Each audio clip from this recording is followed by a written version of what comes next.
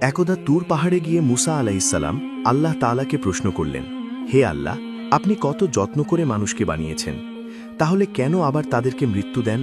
তখন আল্লাহ তাআলা মুসা আলাইহিসসালামকে ফসল ফলানোর আদেশ দিলেন। হজরত মুসা আলাইহিসসালাম আল্লাহর নির্দেশ মতো তাই করলেন।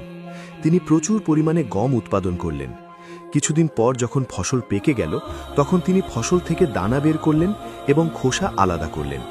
তখন আল্লাহ তাআলা হজরত মুসা আলাইহিসসালামকে জিজ্ঞাসা করলেন, হে মুসা, তুমি নিজ হাতে ফসল ফলালে, তাহলে আবার নিজ হাতে ফসল কেন কেটে ফেলেছ? আর ফসল যখন কেটে ফেলেছ, তাহলে এই ফসলের খোসা আলাদা কেন করছো? তখন জবাবে হজরত মুসা আলাইহিসসালাম বলেন, যদি ফসল খোসা থেকে আলাদা না করি, তাহলে তো আমি খেতে পারবো না।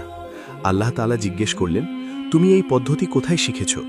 মুসা আলাইহিসসালাম বলেন, আপনার কাছ থেকে শিখেছি। আল্লাহ তাআলা বললেন, আমি তোমাদের যা শিখিয়েছি তা নিজে কেন ব্যবহার করব না?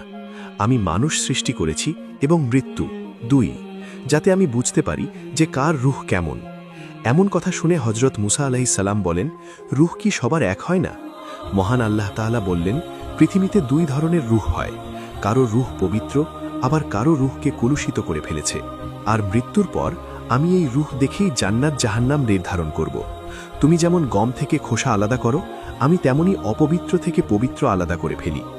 তুমি যেমন নির্ধারিত সময়ের পরে ফসল উত্তোলন করো, আমিও ঠিক তেমনি নির্ধারিত সময়ের পর রূহ থেকে দেহ আলাদা করে ফেলি।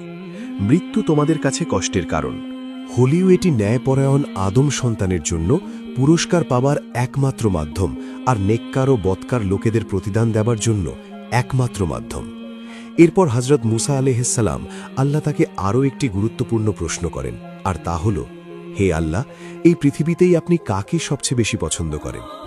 মহান আল্লাহ রাব্বুল আলামিন বলেন, আমি সেই ব্যক্তিকে সবথেকে বেশি পছন্দ করি যার হাতে ক্ষমতা থাকা সত্ত্বেও সে তার ক্ষমতাকে ব্যবহার করে না, সাথে সাথে প্রতিশোধ নেয় না এবং ধৈর্য ধারণ করে, কেননা এই একই গুণগুলো আমার মধ্যেও রয়েছে।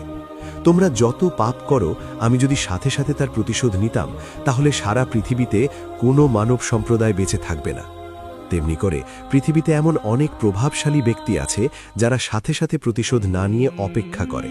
আমি পৃথিবীর বুকে সেই ব্যক্তিদের সবথেকে বেশি ভালোবাসি। হজরত মুসা ইসলাম আরও জানতে চাইলেন, হে আল্লাহ, এই পৃথিবীতে সবথেকে জ্ঞানী ব্যক্তিকে?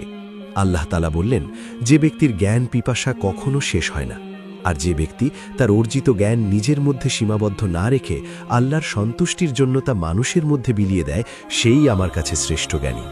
হজরত মুসা ইসলাম আল্লাহর কাছে আরও জানতে চাইলেন, হে আল্লাহ, এই পৃথিবীতে সবথেকে ধনী ব্যক্তিকে? আল্লাহ তাআলা বললেন,